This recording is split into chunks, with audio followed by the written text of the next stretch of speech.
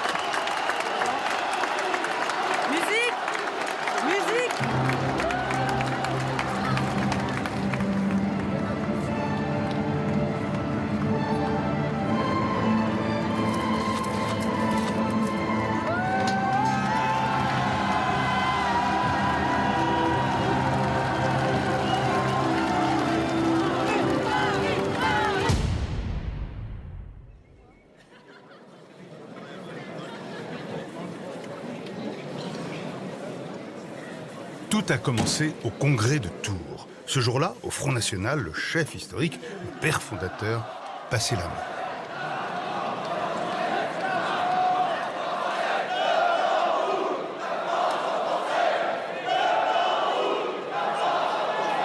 Voici donc les résultats de l'élection à la présidence, validée en présence des deux candidats.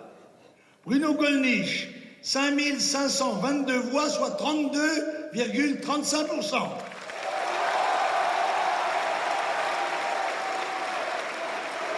Marine Le Pen, 11 546, soit 67,65%.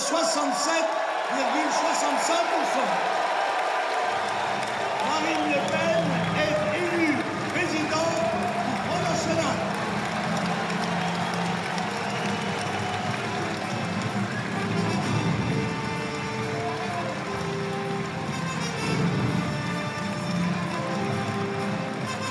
C'est à Marine Le Pen, désormais, de mener les combats futurs. Elle est la première candidate officiellement déclarée à l'élection présidentielle.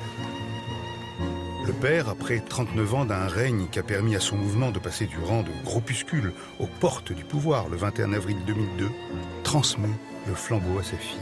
C'est la fin d'une époque au Front National. En fait, c'est un peu comme un père, c'est quelqu'un de la famille, c'est quelqu'un qui est rentré dans notre vie, c'est quelqu'un qu'on idolâtre quand même. Je sais pas, c'est comme quelqu'un qui a connu Gandhi ou qui a connu peut-être Golda Meir, voilà, c'est un peu ça. Marine, l'idée attendre. Toi, moi, je suis revenu en mode tranquille, ah, voilà.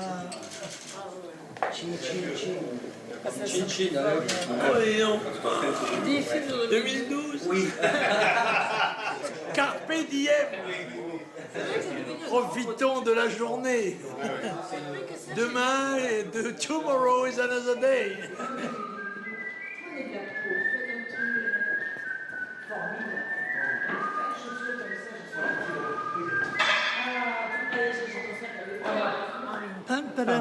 Aux Champs-Élysées.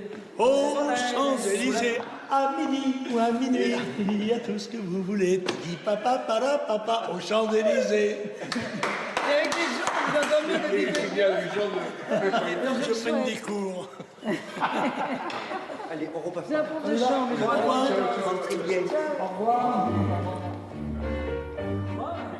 Marine a désormais les clés de la maison frontiste et le baptême du feu arrive vite. Les élections cantonales. L'enjeu est capital. À l'époque, Marine Le Pen avait le vent en poupe.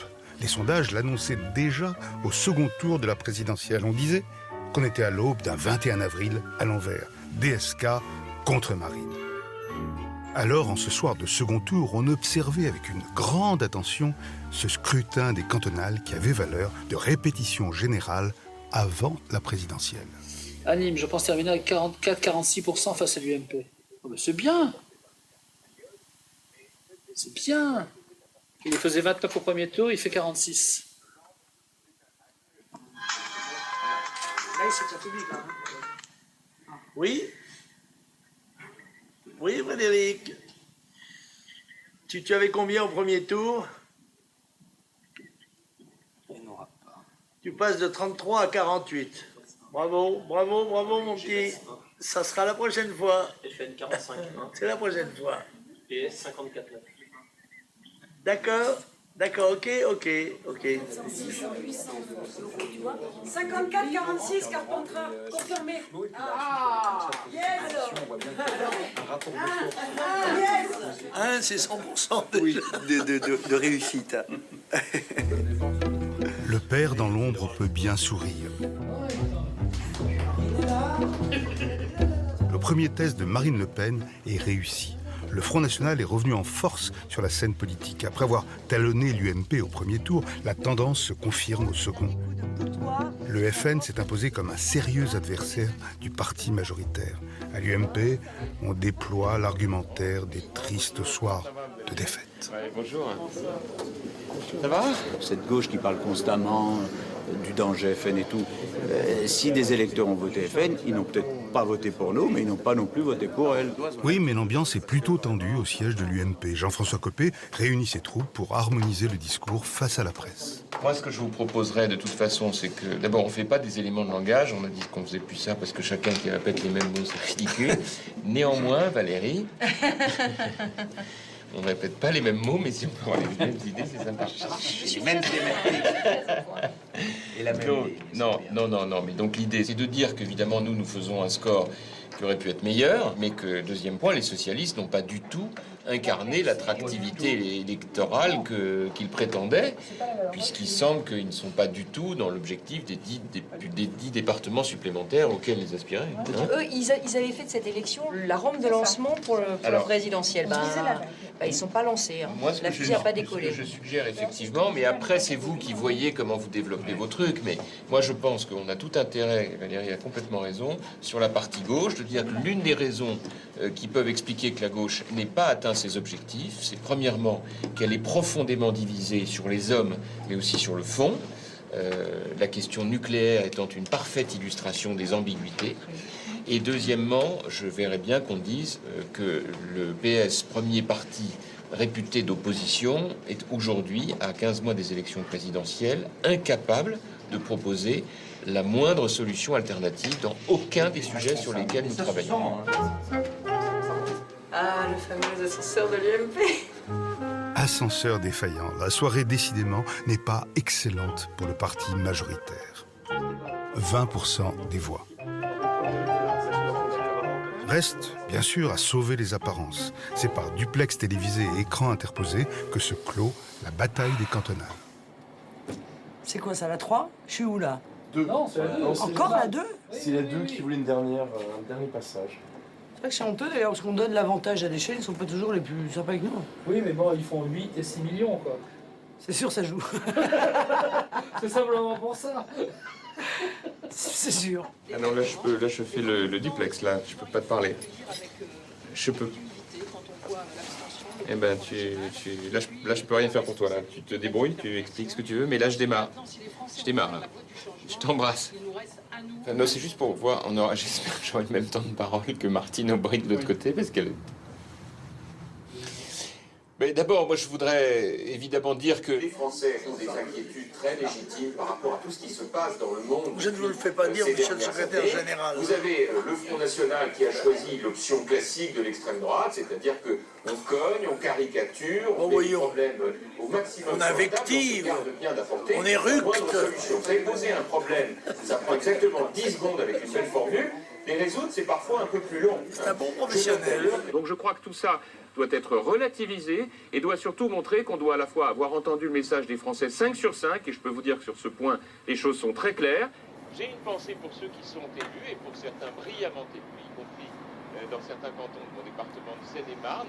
Et ils vont pas me garder comme ça pendant 20 minutes, hein. Ils sont mignons, mais...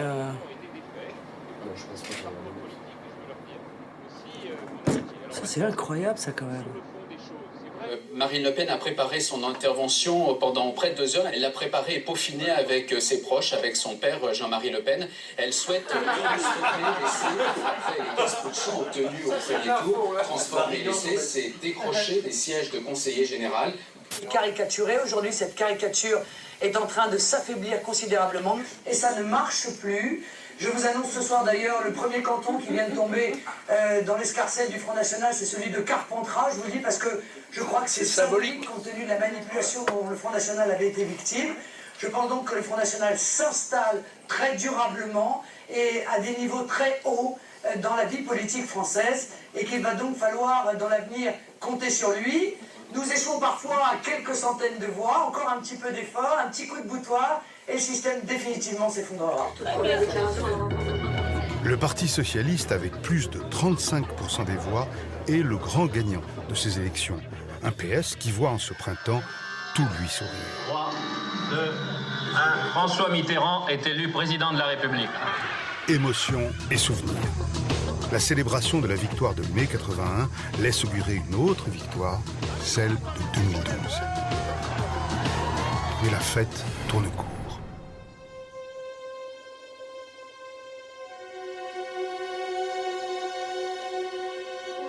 DSK out, c'était pourtant plié. Le rêve du combat final, DSK versus Sarkozy, s'écroule. Le candidat socialiste capable, disait-on, de battre le président sortant se retrouve hors jeu. Tsunami chez les socialistes, toutes les cartes sont à redistribuer alors qu'ils étaient à l'aube des primaires.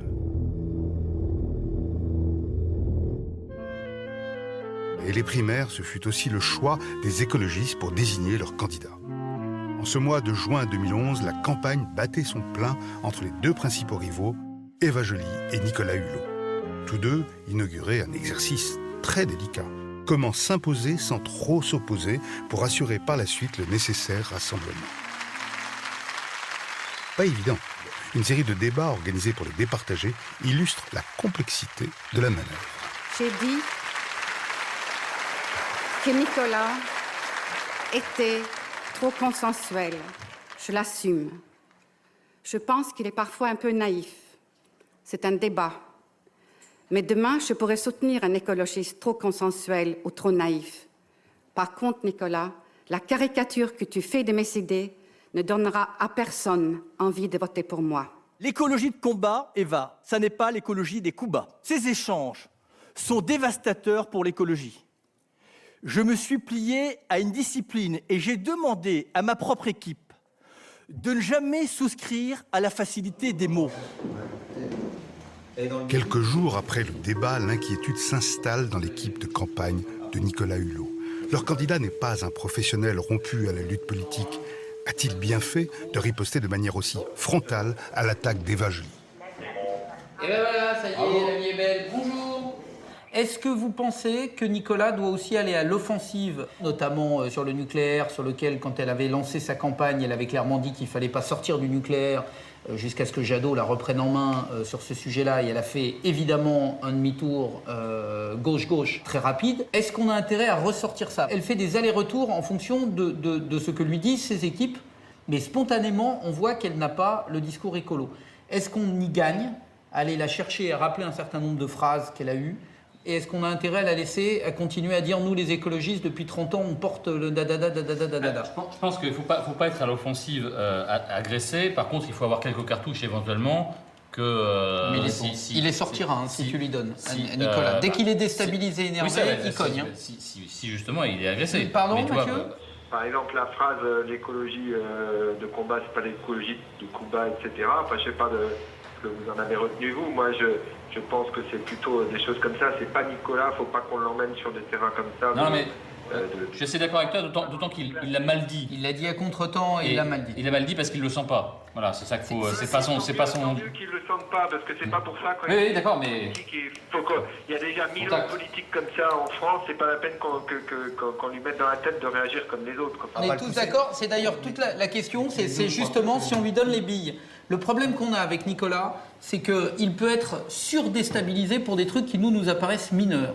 Et donc, si on lui a donné les billes, et c'est l'histoire de l'écologie des Cuba et des écologies de combat, qui est sortie au mauvais moment, qui n'avait à ce moment-là aucune raison de sortir, mais qu'il a sorti juste parce qu'il était énervé, qu'il fallait qu'il soit méchant, il fallait qu'il trouve un truc là.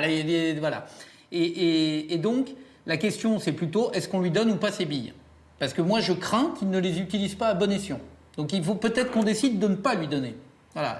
Moi, je ne sais pas si c'est pertinent ou pas, mais bon, on ne sait pas comment ça va tourner. Les autres, ils savent bien que c'est pas sur le contenu ou sur la capacité oratoire que Eva Joly peut gagner. Donc ils vont chercher une façon, sans doute, s'ils ont vu que ça le déstabilisait, de le redéstabiliser. Je suis d'accord avec Denis, c'est qu'on n'est pas en train de juger leur programme, on est en train de juger la façon dont ils vont le porter. C'est là où Nicolas est le plus fort quand même. Chez les socialistes, la campagne des primaires en est encore à ses balbutiements.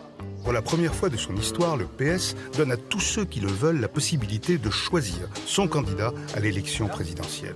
Mathieu Bourgasser, lui, a déjà choisi sa candidate. La dernière à s'être déclarée, Martine Aubry. Mais pour l'heure, il s'agit d'informer les citoyens. L'enjeu est qu'ils viennent voter en nombre. On est en pleine discussion. Je vais vous interrompre 2 minutes si vous le voulez bien. C'est la promotion pour les primaires du PS. Mathieu. Hein? Bon, il y a des primaires. Qu'on soit au PS ou pas, qu'on ait une sensibilité de gauche ou pas, on peut voter quand même à partir du moment où on est électeur. Voilà. Oh putain.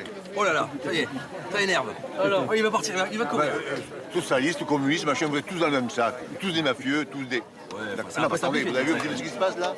Il n'y a que Marine Le Pen qui, elle, parle correctement et agréablement. Marine Le Pen, elle vous raconte que des mensonges. Voilà quoi. Vous y croyez peut-être parce que ça vous rassure. Mais la gauche à droite, qu'est-ce que c'est, monsieur? Et Marine Le Pen, c'est quoi? Bonjour. Ne partez pas? Oui, pour vous informer qu'on organise les primaires socialistes au mois d'octobre. Ah, mais ça ne m'intéresse pas. Non, je ne m'occupe pas du tout de politique. Voilà. Et alors vous voulez pour qui? Moi, vous voulez que je vous le dise? Ouais. Pour un monsieur. Alors, au Parti Socialiste. Donc, allez-y. Un nom de fromage? Voilà. Bon, bah pareil. Mais ça marche. Allez, bonne... Au revoir. Je voterai, mais je vais voter peut-être blanc ou peut-être au Front National, une grosse connerie. Ah ouais, j'ai confiance à plus personne maintenant. Ni Sarko, ni Hollande, ni les uns, ni les autres. Je pense que... Non, j'ai confiance en personne. Pour Ségolène, maintenant on a donné, ça sera bon. Et puis non, mais je crois que c'est François Hollande qui, pour moi, un peu de l'extérieur vous avez quand le droit, même, de toute façon, me paraît votre meilleure façon de le dire, c'est de venir voter. In France, it's possibility to vote before the élection présidentielle. Yes, right. C'est le Parti Socialiste. Voilà. Voilà. Merci, monsieur. Have a good holiday. Thank you. Je parle anglais comme un cochon russe. À droite, on le sait, pas de primaire. On verra ça, peut-être, en 2017. Le dispositif se met lentement, mais sûrement en marche. On motive les troupes, c'est l'accueil des nouveaux adhérents à l'UMP. Vous allez, chacune et chacun d'entre vous, chercher de nouveaux adhérents, de nouvelles personnes qui vont s'engager. Parce qu'on a besoin d'une véritable armée pour en 2012. Parce qu'on a besoin que vous vous battiez pour gagner. Qui ici a envie de voir revenir Martine Aubry? Qui ici a envie de voir revenir Ségolène Royal? Qui ici a envie de voir revenir Daniel Vaillant? Alors, pour nous, il n'y a qu'une solution, c'est évidemment la victoire de Nicolas Sarkozy.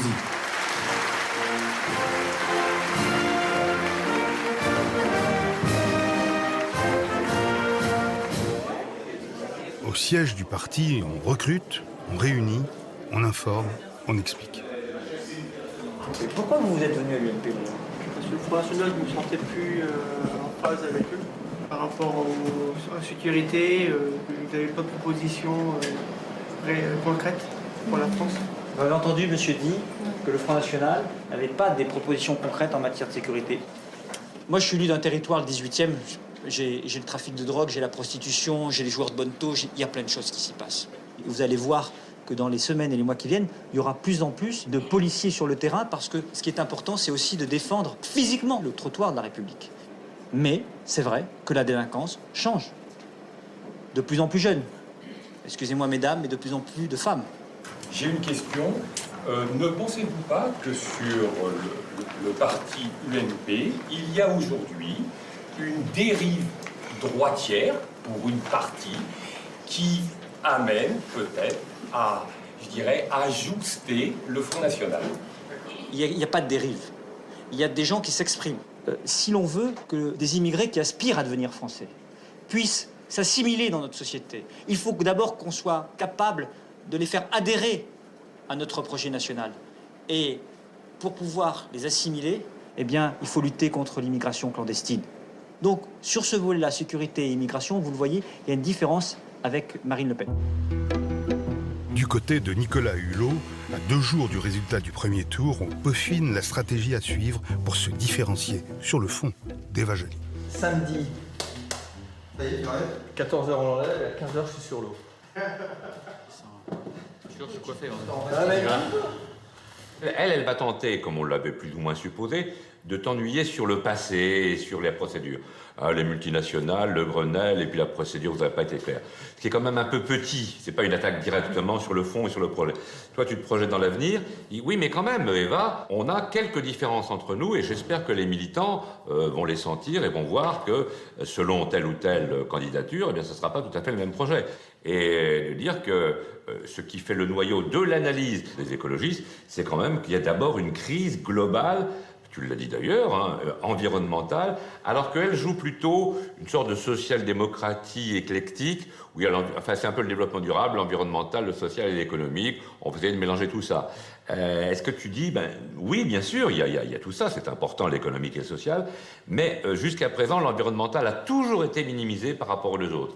Est-ce que le thème, tu sais, de la modernité que j'ai commencé à esquisser à plusieurs reprises, c'est-à-dire en disant, en gros, voilà, on a toujours considéré que l'écologie c'était un archaïsme. Je pense qu'au contraire, nous, on est l'expression de la modernité poussée à l'extrême, parce qu'il y a la vieille économie, il y a la nouvelle économie, il y a la vieille agriculture, il y a la nouvelle économie, il y a la vieille démocratie, il y a la nouvelle démocratie. Moi, je trouve que ça, c'est assez intéressant en termes de message. Je sais pas ce que tu en penses. C'est pas mal. Voilà. Bon, quand il dit c'est pas mal, ça veut dire qu'il va revenir à l'attaque. Voilà. Non, mais c'est bien, c'est un très bon nom. Moi j'aime bien, si tu veux, j'aime bien ça parce que je veux qu'on s'inscrive dans la modernité. J'en ai ras-le-bol d'entendre les uns et les autres nous dire qu'on veut nous faire revenir au Moyen-Âge et que la modernité, c'est de pas esquiver les nouveaux paramètres, tu vois, donc voilà. Je fais juste une petite parenthèse. Mercredi soir, j'ai tendance à penser que quel que soit le résultat, il faut la jouer très sobre. Enfin, est-ce que... Ça, c'est surtout si t'as paumé. Non, mais je veux dire, même dans tous les cas. Non, dans tous les cas, moi, je pense. Dans tous les cas. Qui avait prévu à la chocolaterie? C'est que tout le monde... Non. Cette chocolaterie, il y a une conférence de presse de Cécile et de Philippe Mérieux qui donnent les résultats. Bon, est-ce qu'on a besoin d'être là, nous? Bah oui, parce que, je veux dire, quand même, et par ailleurs, soit tu as gagné, et dans ce cas-là, il faudra que tu fasses, toi, tu auras tout de suite les caméras, il faudra quand même que tu parles, t'es obligé. Donc, mais ça peut être 5 minutes, mais tu seras obligé. Si tu es éliminé au premier tour, ce qui est une hypothèse surréaliste, Bon, eh ben, tu fais ce que tu veux, parce que là, à ce moment-là, tu auras le droit d'être déçu. Voilà. Et si tu es au second tour, à mon avis, il faut faire aucun commentaire en disant, eh ben, on se retrouve, voilà. Mais simplement, il faut qu'on se prépare à l'idée que Eva Joly allait présenter le fait qu'il y ait un second tour comme une victoire, puisque tout le monde là est en train de raconter que tu vas gagner au premier tour, etc. Sauf nous, hein, enfin bon. Ouais, mais c'est, La victoire d'Eva, c'est si elle est devant au premier tour, ça c'est clair. À ce moment-là, il faut le. Non, il n'y a pas de victoire. Là, c'est autre chose. Disons que c'est un signe très encourageant pour elle. Si elle est... Non, on ne commande pas ça. Si on ne commande pas, mais en tout cas, on peut l'acter. C'est-à-dire que. Il ne faut pas acter ça.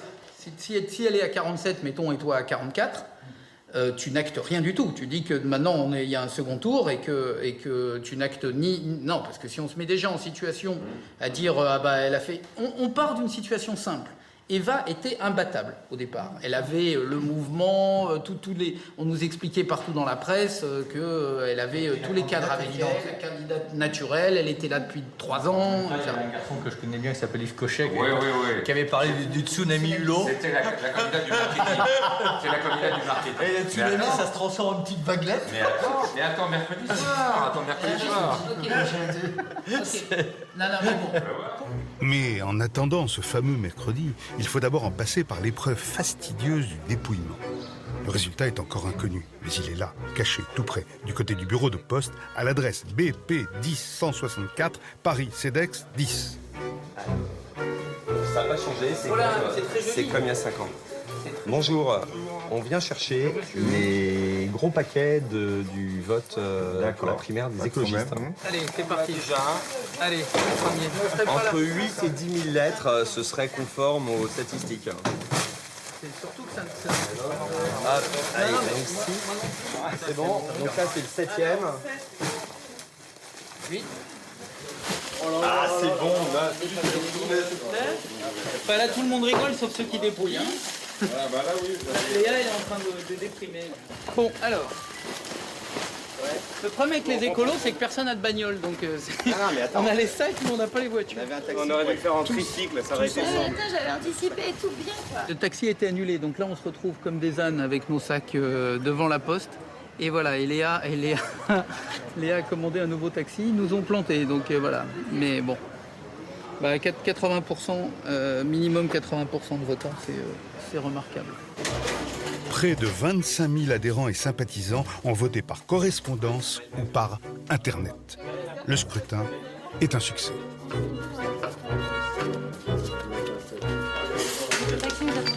Comment ?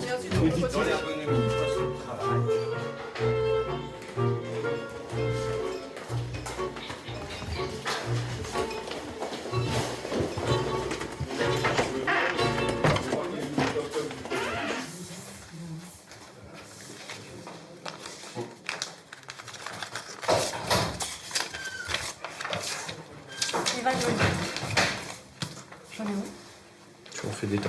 Et après, tu les recompteras à la fin. Eva Joly.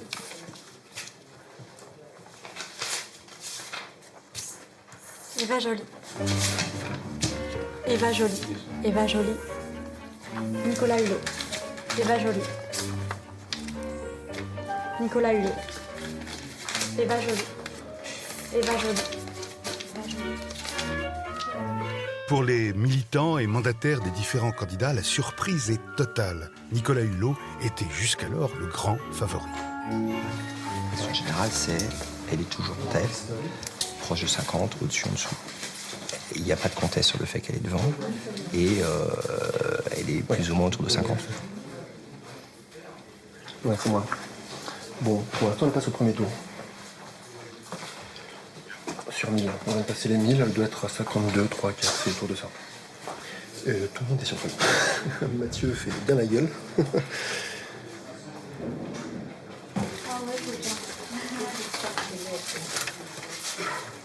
vais aller voir Pascal Durand quand même, Mathieu. Qu'est-ce qu'on dit dans les soirées télé? Que la tendance se confirme. La tendance se confirme. Donc, okay. Ouais, ça monte. Voilà, j'attends que Nicolas rappelle. Annabelle l'appelle. J'ai eu Jean-Paul. Qu'est-ce qu'il disait, Jean-Paul? Ben non, Jean-Paul, il est comme nous, il est, je veux dire, un peu surpris par l'écart. Voilà, moi je n'attendais pas à ça. Je pensais qu'on aurait un retard sur le vote papier. Je ne pensais pas que le retard serait de ce niveau-là. Ça veut dire que, manifestement, à ce stade, il semblerait que le mouvement ne soit pas prêt à accepter une candidature comme celle de Nicolas. Bon, faut en prendre acte. Moi, je ne vais pas dire que je suis heureux. Bah, on en a paumé d'autres. On en gagnera d'autres. Voilà. Allez, on va dire ça comme ça.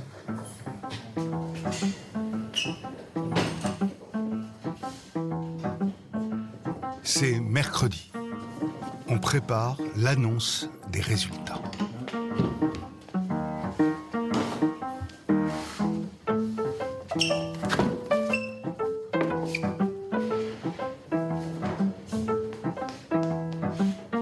On aura fini ça d'ici 1h30. Il sera 14h15. Non, 15h15. 15h15. Et donc... Non, mais je te crois. Je n'ai jamais douté. Voilà, allez. La psychorigidité est très utile dans la période. Je suis pas psychorigide, je suis organisé. Salut toi. Ça va? Ça marche. Ça va les amis? Salut jeune homme. Bah oui. C'est le moral? C'est la politique, mais bien sûr. Oh oui, mais c'est ça, il y a des années... Bah tu sais... On disait Mais on a vu d'autres. potentiellement du cynisme, mais sans Ah, mais cynisme. monsieur le maire, vous êtes là, moi aussi. Oui. Ah oui. Ah bah je connais le goût amer de la défaite depuis très longtemps. Donc... Qui annonce toujours des lendemains. Des lendemains, voilà. Ce qu'il faut, c'est tenir jusqu'au bout. Je disais, dans tous les cas, ça sera l'écologie qui gagnera. De toute manière, moi, je serai sur le terrain pour celui qui gagnera. Voilà.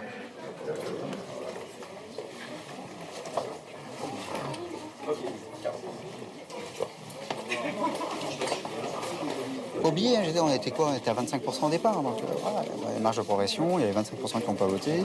Il y a plein de gens en plus. Enfin, c'est assez marrant, les gens qui appellent. Écoute, putain, je suis un peu embêté parce que, tu sais, moi, ça me rappelle l'histoire Jospin. Jospin, t'as des gens qui disent oh, putain, je suis con, j'aurais dû voter Jospin et tout ça. Et bah là, t'as des gens, ils appellent putain, je suis con, tu sais, je l'ai fait, je voulais pas l'humilier. D'accord, t'es gentil avec tes conneries. Ouais, hein. c'est que c'est. Je sais pas combien ça fait. Hein. La réserve de voix, elle est les personnes qui disent, qui commencent à penser après, il va se passer quoi? Parce que là, on est bien gentil, on est entre nous. Mais dans 10 mois, il y a une vraie élection. Il y a des gens qui vont se dire ah oui, mais au fait. Et là, il y a plein de gens qui disent ah oui, on n'est pas sûr que ça tienne, on n'est pas sûr que ça marche et tout ça. Y compris des gens qui ont voté pour Eva, hein, qui me disent ouais. Les gens qui appellent, ouais, peut-être que. Voilà. On voyait pas les choses comme ça.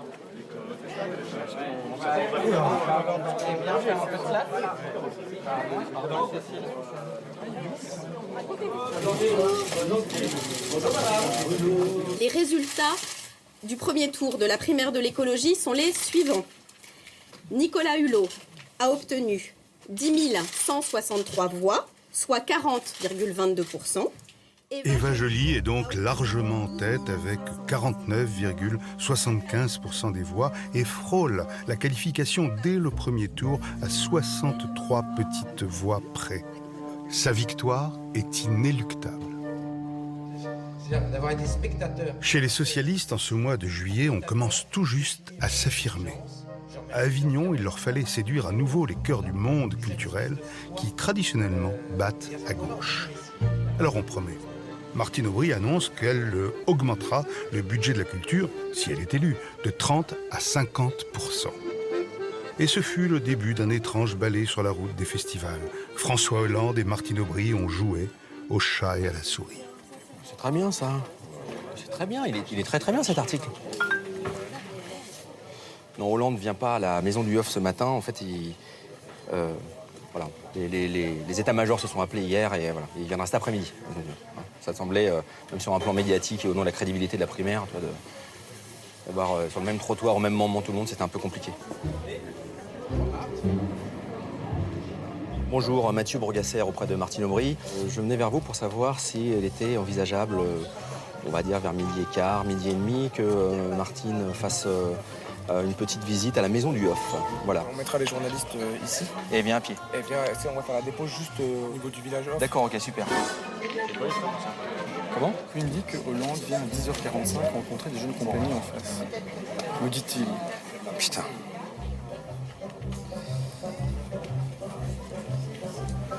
Ouais, c'est Mathieu. Eh ben, on me confirme qu'Hollande arrive dans 5 minutes à la maison du Hof. Ça donne une image, je vois bien tous les grands titres demain. C'est la cohue, embouteillage. Non, Martine arrive 11h15. Martine, elle n'est pas encore dans la voiture, tu vois. Monsieur Hollande, oui. Madame Aubry va être juste en face. Ah bah on va pouvoir la rencontrer.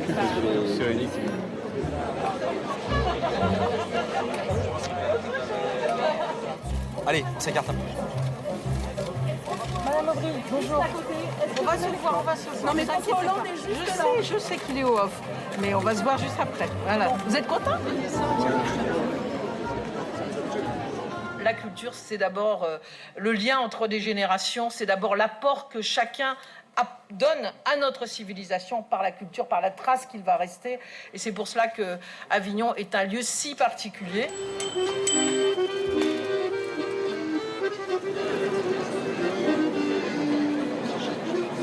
Mais qu'est-ce que vous avez encore besoin comme question? Pourquoi simplement vous n'avez pas croisé François Hollande qui était à 50 mètres de vous? Eh bien, justement, je lui avais fait passer le message et on se verra tout à l'heure parce qu'il a dû partir avant que je termine de parler. Voilà. Oui, on est heureux d'être ici.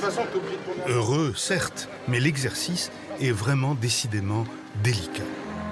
Du côté des écologistes, après la victoire d'Eva Joly, son équipe prépare la suite. Quelle stratégie médiatique et politique adopter? Comment intégrer les anciens rivaux?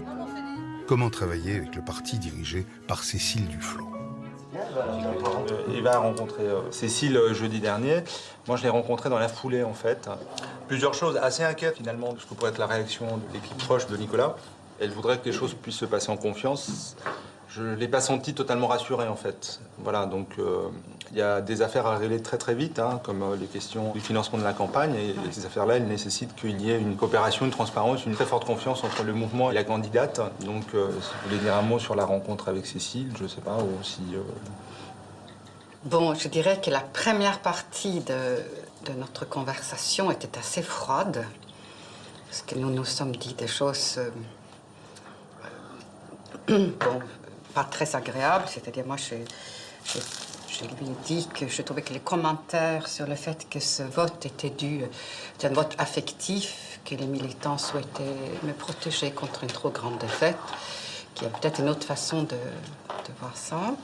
Bon, elle m'a expliqué aussi qu'elle n'avait pas d'obligation en tant que secrétaire générale d'être neutre, qu'elle avait choisi de l'être et que bon...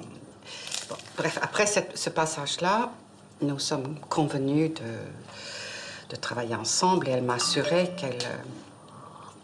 qu'elle ferait le maximum. Bon.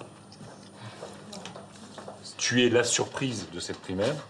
Il faut construire le fait que tu seras la surprise de la campagne présidentielle. Je pense qu'il faut aussi créer de la rareté autour de la parole d'Eva et que la situation s'y prête assez bien. En fait, le contexte dans lequel on va fonctionner à partir de mi-août se prête assez bien à la construction de cette rareté. Les socialistes seront dans une situation qui sera pour eux de toute façon compliquée à gérer. Il y a quand même une fenêtre médiatique qui est intéressante en été. Et ça, Sarkozy l'a inauguré en 2007 et il a quand même marqué des points aussi comme ça. Et je pense que pour toi, il y a un truc qu'on pourrait faire, c'est s'il y a des sujets, je pense qu'il y en aura, mais qui sont assez écolos pendant l'été, style la sécheresse, les algues vertes, des machins comme ça, de faire un ou deux trucs. Parce que moi, je pense que c'est quand même un enjeu pour les premiers mois de campagne, de bien, je m'excuse de l'expression, elle n'est pas très heureuse, mais de bien bétonner les sujets écolos. Parce que c'est toujours quelque chose, on le dira pas à l'extérieur, mais c'est ça la réalité. Je voudrais réagir à ça. Je voudrais être grand-mère plein temps du 21 au 30. Parce que là, j'ai de la responsabilité des petits-enfants. Donc, je pourrais difficilement me déplacer. Mais à partir du 1er août, je suis d'accord pour aller faire en Bretagne, parce que donc, je n'interromprai pas mes vacances. Autant qu'une manifestation pour les algues vertes ou contre les algues vertes, des sujets... on va reprendre la manifestation. Voilà. Ouais. Des sujets... voilà. Parce que moi, je pense que ce vote-là, ce qu'il veut dire, c'est que nous avons compris, nous les électeurs, que les questions, elles sont certes environnementales, mais elles sont surtout financières. Et je pense que c'est aussi c'est aussi une envie de crédibiliser le mouvement écolo avec d'autres aspects que je porte. Donc je pense la finance et je pense l'éthique et la justice. C'est comme ça que moi j'aime lire ce vote. Et donc la campagne, elle doit aussi beaucoup refléter ça. Et alors il y a peut-être aussi l'idée qu'il n'est pas impossible que je puisse réellement faire un très bon score dans ce vote, je pense, pour les gens. Voilà. Donc, Une nouvelle candidate est née. A Star is Born. La Rochelle est le théâtre habituel de la rentrée politique des socialistes. Cette année, en raison des primaires, il y a dans le fond de l'air une étrange inquiétude. Les militants paraissent redouter ce nouvel exercice. C'est ça qui est bien au Parti socialiste, c'est que c'est un partisan d'Arnaud Montebourg qui conduit un partisan de Martine Aubry au pot de la fédération. Ça, c'est bon, ça. C'est ça, la démocratie. De la fédération hollandaise? De la fédération, non, royaliste. Royaliste, bah ouais. En fait, on n'a pas l'expérience de ce genre de truc. Les congrès, on sait faire, mais là, c'est un truc différent et voilà, on sait pas faire, il n'y a pas de moyens. Les moyens ne sont pas organisés de la même manière que d'habitude. Moi, mes militants, ils sont tétanisés. Ils ne savent pas si ça ne va pas tourner en pugilat général. Ils n'ont surtout pas envie de ça. Si on va finir par être ridicule. Voilà, donc personne n'a de repères, donc personne ne bouge. À La Rochelle, c'est la première fois que les 6 prétendants sont réunis. Comment éviter devant les caméras les querelles de personnes? Une compétition, oui, mais pas une guerre, semble être le mot d'ordre.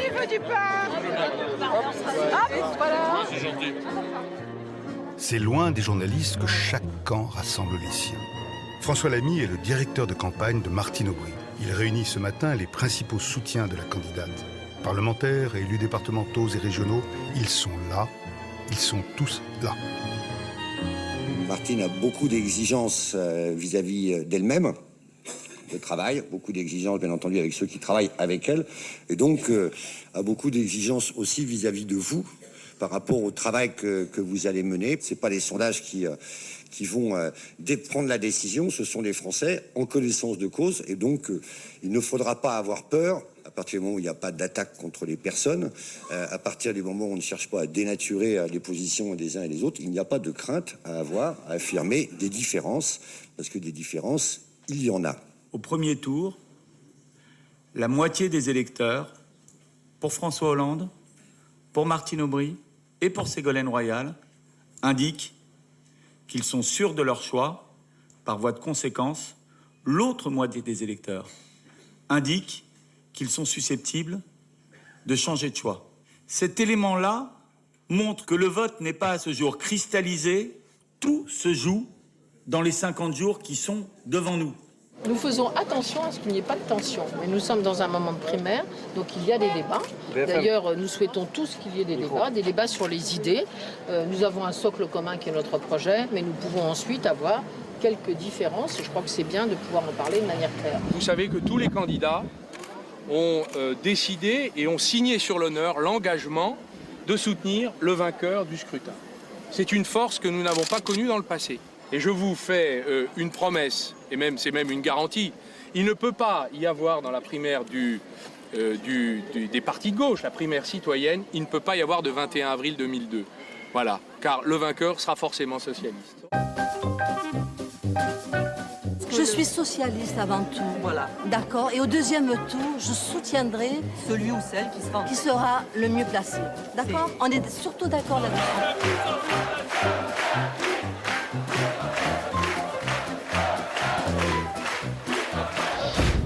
Tous ensemble socialistes. Et pourtant, il va bien falloir marquer son terrain. Une chaise vide, celle de François Hollande, va crisper les débats. Oui, voilà, c'était prévu. D'accord, vous êtes arrivé après... Je suis arrivé après la bataille, si tant est qu'il y avait une bataille. Et je viendrai autant de fois que nécessaire faire pénitence si c'est demandé. Mais vraiment, je ne savais pas qu'il fallait être là au début. Je serai là de toute façon tout au long de l'université et la fin. Et même l'année prochaine si on m'y invite, mais je ne sais pas encore dans quel statut. Le député de Corrèze veut-il se démarquer de ses camarades? A-t-il la volonté d'afficher dès à présent une stature présidentielle, celle d'un homme au-dessus de son parti, face aux Français? C'est une star qui arrive là. Je connais la pression intérieure là. Voilà, François arrive à son atelier là. Dans le camp d'Aubry, on choisit au contraire une stratégie différente. Martine veut être rassembleuse pour 6. Le parti, tout le parti, la gauche, toute la gauche. Et rassembler, ça s'organise. Ça va bien arriver Martine encore. Ouais, François vient d'arriver là. Vous êtes où? Ouais, la petite difficulté qu'il y a, c'est que toutes les télés, pour l'instant, elles sont rentrées avec François dans la plénière. Attends, écarte-nous. Pardon. Là, Justin, Martine va passer 10 minutes là. Martine arrive, elle devrait passer. Hein. Elle arrive là.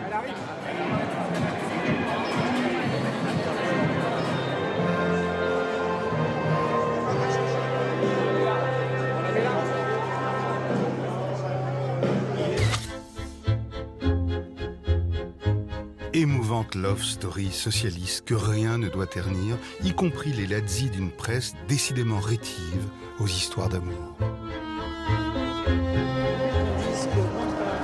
J'aurais voulu qu'on dise que je suis désolée de partir en France. Ouais, d'accord, parce qu'il devait parler en premier. On est d'accord. Qui dira la rude tâche du directeur de campagne en période de primaire? Elle est partie parce qu'elle était obligée d'aller au MBS. Hein. C'est pas, elle n'y voyait pas d'acte. Elle voulait assister à François, mais... Il doit prévenir les réactions narquoises des journalistes. Elle voulait rester là pour assister à François, mais elle avait 11h30 le MGS. C'est elle. Ah bah on entend bien. J'ai pensé au fait que on n'était pas là hier à l'ouverture. Mais il n'y a pas de comparatif à faire. Voilà. Elle estime que c'est important de montrer une image des socialistes qui, malgré la primaire, sont capables de travailler ensemble, de s'écouter. Voilà. J'avais proposé que l'on créât une communauté européenne de l'environnement et de l'énergie.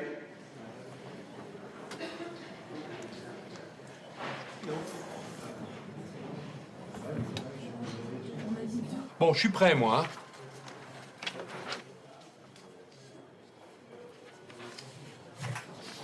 Je pense que ça ne dépassera pas 25-30 minutes. C'est un discours bien calibré, je crois. Stratégie pour sortir de la crise. Donc démondialisation. Démondialisation financière, démondialisation industrielle, démondialisation écologique, démondialisation politique.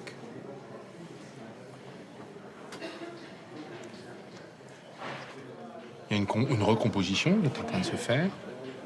Je pense que les deux candidats majeurs qui sont identiques, il y en a un qui va aller à l'élimination. Et dans les candidats en ascension, j'en fais partie, il y en a un qui va aller à la qualification au premier tour. J'y travaille, je ne dis pas que j'y travaille. Il est normal qu'il y ait un candidat de centre-gauche, c'est pas normal qu'il y en ait deux. Donc il n'y a pas de place pour deux candidats. On ne sait pas pourquoi ils sont candidats, quoi. D'ailleurs, eux-mêmes se situent dans une sorte de congrès du Parti socialiste. C'est-à-dire que c'est des histoires socialistes, pas des histoires de France. Arnaud Montebourg ne fait pas partie des favoris. Alors il joue sa partition à la marge, à gauche bien sûr, mais radicale et lyrique. Il aimerait être au-dessus de la mêlée, en appelant par exemple aux grandes et riches heures de la résistance. Je pense à la 2e division blindée, le serment de Koufra dans le Sahara, ces hommes dans le désert en 1941, dans le désespoir de l'hitlérisme partout. Croyez-vous qu'ils ont demandé l'autorisation au cabinet personnel du maréchal Pétain ? 6 candidats, 6 personnalités, 6 ambitions. Vous allez pouvoir reprendre votre vie en main. Mais ce qui fera la différence, c'est de savoir laquelle d'entre nous peut gagner et peut faire un bon président. Nous avons des candidats de très grande qualité. Je veux le dire, nous en sommes fiers. Des candidats qui placent l'unité au-dessus de tout. Il est révolu le temps où la droite pouvait nous donner des leçons d'unité. Oui, ensemble, pour notre peuple, qui l'a tant attendu. Nous serons au rendez-vous de la victoire en 2012. Nous serons au rendez-vous du changement pour la France. Je vous remercie. Jean-Michel, Martine, François, Ségolène, Arnaud, Manuel, merci de nous rejoindre.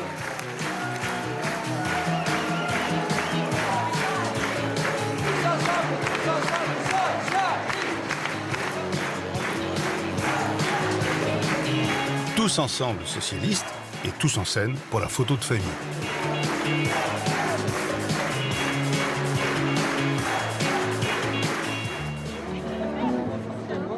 Mais après La Rochelle, chacun reprend sa route.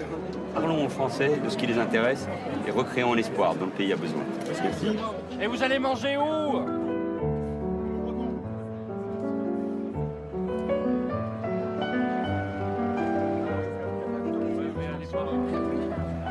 Vous avez raté le bus hein? Mais c'est pas grave, ça, pour le bus. Ce qu'il faut, c'est prendre le bon. Ce qu'il faut prendre, c'est le bon wagon. Voilà. La Rochelle dépassée, une autre épreuve attend nos 6 prétendants.